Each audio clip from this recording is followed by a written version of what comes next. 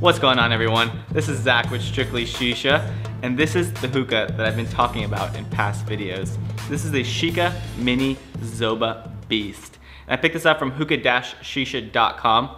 I know I don't order from them often, but they are a great and reputable company. They were responsive throughout the whole process, very good customer service, and I really enjoyed dealing with them.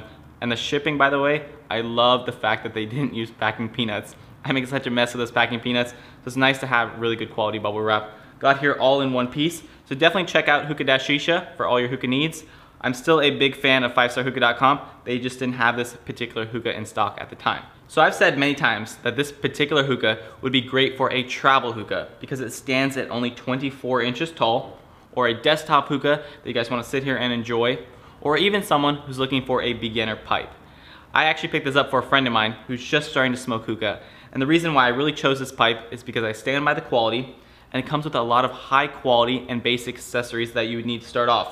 For example, it comes out of the package right out of the box with this Shika Typhoon hose.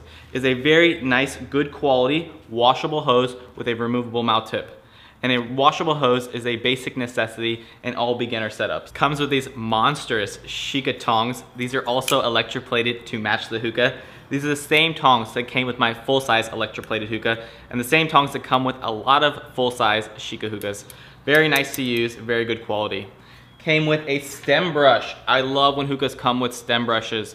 I hate buying stem brushes, they're the dumbest thing to buy. This comes with the appropriate size stem brush, so you can keep the copper down stem nice and clean. And I recommend actually wiping this out after every single use. It also comes with the Shika Oblivion bowl. This is an Egyptian style funnel bowl. It's very wide gauge, but it doesn't waste a lot of tobacco. And the clay is super thick, so it's very easy to heat manage for a beginner smoker. Even me as a veteran smoker, I still love using my Shika Oblivion bowl all the time. And this particular one is perfectly level on top. I know they're handmade bowls and some of them come a little lopsided, but this one works perfectly with a Cloud Lotus if that's something you guys want to upgrade into the future, or if you already have a Cloud Lotus and you want to pair it with this. Also, it comes with the necessary ashtray that matches the hookah wonderfully. I like the electroplated tray, and it's very nice quality. It won't bend very easily. In addition, it comes with all the necessary grommets, the bowl grommet, the hose grommet. Actually came with 2 base grommets from hookah-shisha to match perfectly with this really nice Egyptian style jumbo base. This mini jumbo base is wonderful on these smaller hookahs. Sometimes those smaller bell bases, you don't have a lot of volume in there to collect smoke. I love pairing mini hookahs with mini jumbo bases. You get a nice stable surface, and you get a nice volume in there for you to inhale. So now let's get into the overall quality of this beautiful compact Shika hookah. Like I said, this hookah stands at 24 inches tall. It is made from brass and it has a copper downstem. Copper is a much more expensive material to make hookahs out of compared to stainless steel. I've actually seen a few articles online with new information about why copper is so important in a hookah. They say, and I haven't proven this, that it is an antimicrobial surface, so it keeps your hookah session a lot cleaner throughout your smoke. In addition, they say that the actual flavors do not stick in the hookah as much. I've noticed that when I smoke out of copper hookahs, the flavor is just a lot more pure.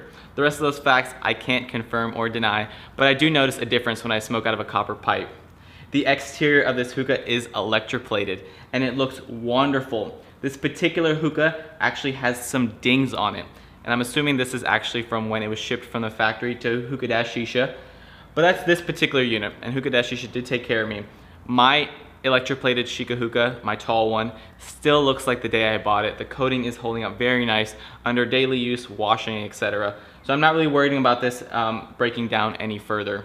This nice white portion here, very clean looking. This does come in a red color and a blue color. A buddy of mine, Lawrence, you have the red one, and it is a gorgeous pipe, especially when you pair it with that really nice red Typhoon hose. That is definitely a statement piece. So the overall quality of this pipe is really nice. The Purge port here, some of the best threading that I've seen on an Egyptian hookah so far, and that's always my biggest concern with these hookahs is the threading. This threading is super clean. And let me demonstrate the Purge right now for you guys. Nice and full, obviously.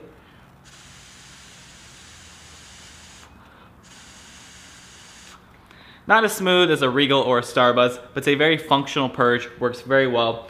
In less than 2 draws, I get the nice mini jumbo base clear. The hose port on this, it's small and tapered, but it fits even this larger diameter hose, and it's compatible with any hose you choose to put in here. So I really like the fact that it has a full-size hose port on this mini hookah. Obviously now let's talk about their performance. You guys see it's beautiful. You can see the quality from these pictures and the actual video that it's a nice quality pipe. But how does this mini hookah perform? Let's see. Let me take a few hits for you guys.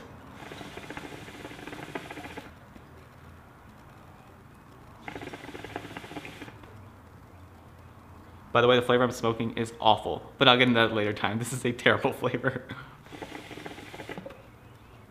I have this flavor packed in the Oblivion bowl, obviously, fluff packed right up to the rim. I'm using 4 dwindling Dashini cube coals, tap water in the base. I filled my water level right up to about here. It's about an inch above the bottom of the downstem. This downstem does have a nut on the bottom, and it makes it easy to actually pair this hookah with a diffuser if you prefer one. I recommend the Star diffuser for this particular hookah. The ports on the hose and the Purge are very nice and open, and the draw overall in this hookah is very nice. It is a little more restricted than a full-size Shika, but it's still a very nice and effortless draw. I'm gonna take another hit for you guys so you guys can see.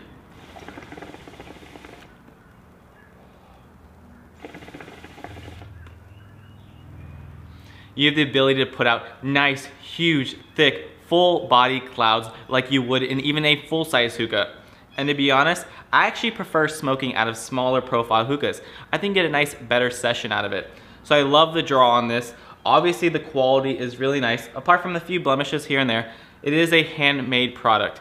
And I've overlaid a video in my Shika Skyrim video, if you guys wanna watch that, of someone actually hand etching these hookahs. They are handmade works of art. Everything from the detail on the base to the hookah itself, the beautiful quality of the hose, the bowl. This is a full package that I could recommend to anyone. Veteran smoker like me, who I spent my money on this for a friend of mine who's just starting off, or someone who's just looking for something small profile to take on a trip with them and they want to enjoy a nice session instead of a cheap Chinese little hookah that you won't actually enjoy. Like I said, this is the Shika Mini Zoba Beast electroplated hookah. It's a performer, it looks great, and it's very cost effective.